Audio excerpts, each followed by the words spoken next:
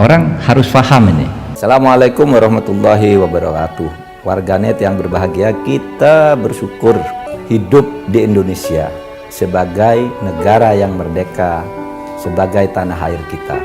Mari cintai tanah air kita ini agar kita bisa melaksanakan perintah Allah dengan sebaik-baiknya. Dengan tingkat kepuasan yang akan sampai 82,2%, banyak yang meyakini, analis politik satu suara mengatakan bahwa Jokowi adalah Kingmaker 2024. Presiden Jokowi melempar sindiran bahwa estafet kepemimpinan bukan meteran pom bensin. Bapak, Ibu, dan saudara-saudara sekalian yang saya hormati, 2030-an kita akan mengalami puncak bonus demografi. 68,3 total penduduk Indonesia berusia produktif. Yang ini terjadi hanya satu kali dalam peradaban sebuah negara.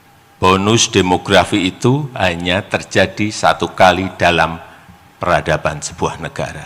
Ini bisa menjadi peluang, tapi ini juga bisa menjadi sebuah bencana kalau kita tidak bisa mengelolanya.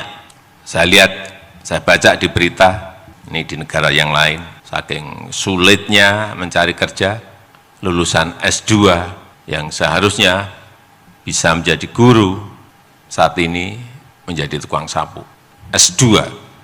Di sebuah negara di Afrika, di 2015 juga mendapatkan bonus demografi. Tapi dalam 7 tahun justru yang terjadi pengangguran melonjak menjadi 33,6%. Saya tidak usah sebut negaranya mana, tapi saya yakin Bapak, Ibu, dan saudara-saudara tahu. Dan kita tidak ingin terjadi seperti itu. Oleh sebab itu kita harus bekerja keras, sekali lagi kita harus bekerja keras memanfaatkan peluang ini. Kita harus punya perencanaan taktis, bukan perencanaan, tapi perencanaan taktis. Visinya juga visi taktis, punya strategi juga yang taktis, karena kita berkompetisi dengan negara lain. Punya strategi besar, tapi strategi taktis. Itu yang dulu-dulu kita nggak memiliki. Tapi sekarang saya tanya ke Menteri BPN Bappenas, sudah lebih taktis dan lebih detail. Sekali lagi, karena kita berhadapan dengan kompetisi dengan negara-negara lain. Nggak bisa lagi kita kayak dulu-dulu memakai istilah-istilah yang absurd. Pengembangan, apa itu pengembangan? Penguatan, apa itu penguatan? Pemberdayaan, harus to the point apanya? Harus taktis apanya? Untuk membawa kapal besar Indonesia menggapai cita-cita Indonesia Emas 2045. Jadi rencana taktis, visi taktis, strategi besar tapi strategi yang taktis, kemudian berani mengeksekusinya. Sekali lagi, untuk membawa kapal besar bangsa Indonesia menggapai cita-cita Indonesia Emas 2045 menjadi 5 besar ekonomi dunia. Peluangnya ada, hitung-hitungannya saya sudah dengar semuanya.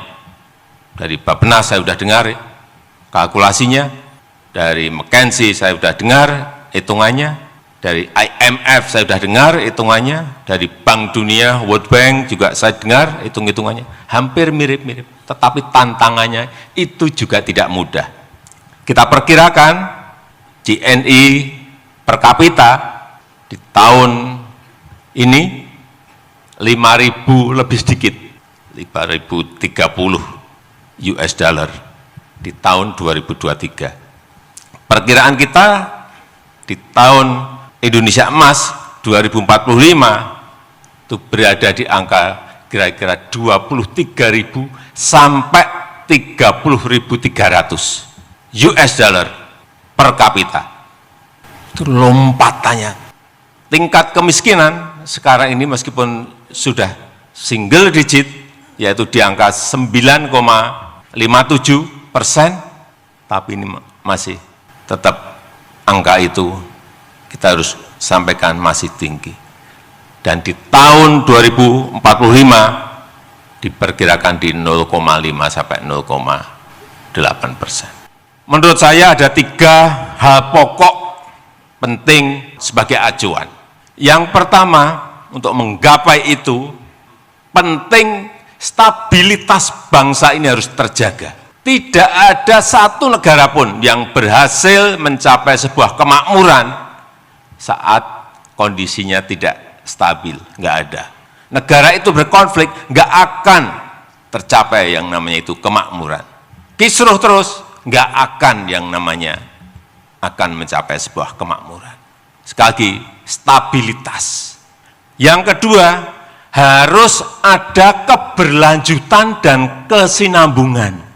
Kepemimpinan 1, kedua, ketiga sudah sampai ke SMA. Mestinya kepemimpinan yang keempat itu diteruskan untuk masuk ke universitas. Kepemimpinan itu ibarat tongkat estafet, bukan meteran pom bensin. Kalau meteran pom bensin itu, Pak, dimulai dari nol ya, sama ditunjukkan ini. Apakah kita mau seperti itu? Enggak kan? Masa kayak meteran pom bensin. Pembangunan Indonesia sentris, penting. Hilirisasi industri, sangat penting. Inilah nanti yang akan melompatkan kita.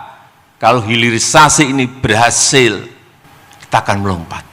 Membangun, misalnya urusan hilirisasi mineral, membangun ekosistem EV baterai. Bagaimana yang dulu kita ekspor hanya mentahan, nikel ekspor hanya mentahan, bisa jadi katot, bisa jadi prekursor, bisa jadi lithium baterai. Bagaimana mencapai ekosistem besarnya ini? Ini yang tidak mudah. Perlu kerja detail, perlu dicek terus di lapangan. Itu pun bisa meleset. Perkebunan, hasil-hasil perkebunan jangan diekspor mentan-mentan saja. Crude, palm oil, CPO. Kenapa enggak dibuat barang setengah jadi dan jadi? Bisa sabun, bisa kosmetik, dan lain-lainnya. Rumput laut, kita punya potensi yang sangat besar sekali. Tapi jangan diekspor mentahan. Sekarang rumput laut itu bisa dijadikan biofuel. Saya baru lihat, kaget juga saya. Lihat di Jerman. Artinya potensi ini besar. Tetapi tantangannya juga besar. Yang kedua, IKN Nusantara. Ibu kota Nusantara. Banyak yang bertanya ke saya, untuk apa sih Pak? Perlu saya sampaikan, 56% penduduk Indonesia itu ada di Jawa. Dan yang terpadat itu di Jakarta, 56% penduduk kita ada di Jawa. Berarti 149 juta dari 17.000 pulau, itu 149 juta itu ada di Pulau Jawa. Perlu pemerataan. GDP ekonomi kita 58% itu juga ada di Jawa. Yang 17.000 pulau yang lainnya diberi bagian apa? Beban Jakarta itu sudah sangat terlalu padat sekali. Sebagai kota pendidikan, sebagai kota pariwisata, sebagai kota bisnis, sebagai kota ekonomi, sebagai kota pemerintahan. Macet semua kita sekarang ini, di mana-mana. Oleh sebab itu beban harus dikurangi. Pemerataan harus dilakukan. Tidak dalam jangka setahun, 2 tahun, 3 tahun, 4 tahun, 5 tahun yang akan datang. Tetapi kita harus melihat visi yang jauh ke depan. Oleh sebab itu, hilirisasi IKN Nusantara ini harus diperkuat, harus dilanjutkan, harus ditingkatkan. Dan yang ketiga adalah SDM, sumber daya manusia. Ini kekuatan besar kita. Jangan, tapi juga jangan hanya menang dari segi jumlah, tetapi juga harus dari segi kualitas SDM-nya. Baik secara fisik, skill, karakter produktif, dan karakter disiplin. Ini yang harus kita benahi total, termasuk penguasaan iptek. Ini Korea Selatan, sebagai contoh, ini dalam 8 tahun mampu keluar dari middle income trap, jebakan negara berpendapatan menengah. Angkanya di tahun 1987 GDP mereka masih di angka 3.500. Di tahun 1987 3.500. Kemudian GDP di tahun 1995, 8 tahun setelah itu, melompat menjadi 11.800. Lompatan seperti inilah yang perlu kita tiru, perlu kita contoh. Karena apa? Karena kualitas SDM-nya yang fokus pada teknologi dan produktivitas. Bapak, Ibu, dan saudara-saudara sekalian, Indonesia emas tidak bisa hadir otomatis. Tapi, sekali lagi, butuh direncanakan dengan baik. Butuh fokus yang sama. Butuh panduan, butuh haluan. Sehingga saya harap RPJPN yang diluncurkan ini dapat menjadi pedoman kita bersama. Apa sih pedoman kita? Ada di situ. Dan terlepas dari itu semua, bagaimanapun baiknya sebuah perencanaan akan sia-sia jika tidak dibarengi dengan kemampuan eksekusi yang baik. Nggak ada artinya. Oleh sebab itu, untuk mencapai Indonesia Emas 2045 sangat dibutuhkan smart execution dan dibutuhkan smart leadership. Oleh strong leadership yang berani dan pandai mencari solusi dan yang punya nyali. Tapi jangan bicara pilpres di forum ini, nanti di forum yang lain saja.